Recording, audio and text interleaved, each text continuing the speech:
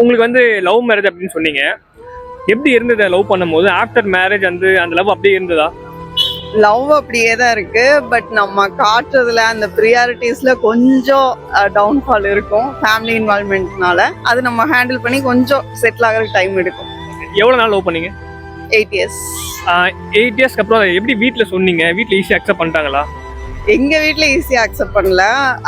அம்மா தம்பி கொஞ்சம் ஓரளவுக்கு எனக்காக ஓகே அப்படின்னு சொல்லிட்டு அக்செப்ட் பண்ணிட்டாங்க. பட் எங்க டேடிக்கு ரொம்ப பெரிய டைம் எடுத்துச்சு. டோட்டலா ஒரு 5 இயர்ஸ் ஒரு பெரிய என்ன சொல்றது ஒரு பெரிய ஃபைட் எல்லாம் போச்சு. அவர் எங்க கூட ஒரு 2 இயர்ஸ் பேசவே இல்லை.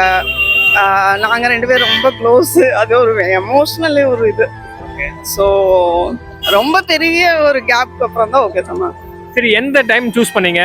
அப்பா இல்ல ஹஸ்பண்ட் அப்படின்னும் போது இவர் தான் அப்படின்னு எப்போ சூஸ் பண்ணீங்க?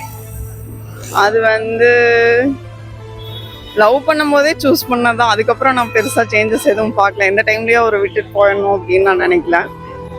எப்படியாவது 2 பேர்த்தையும் சேர்த்து பாத்துடணும் அப்படிங்கறது ஒரு லைஃப்ல ஒரு பெரிய இதா இருந்துச்சு. எங்க ஆரம்பிச்சது உங்களை? என்னோட ஃபர்ஸ்ட் ஜாப். ஃபர்ஸ்ட் ஜாப்ல சீனியர் அவர் தான் ஃபர்ஸ்ட் ப்ரப்போஸ் பண்ணாரு. ஒரு 6 to 8 months வேண்டான்னு சொன்னேன்.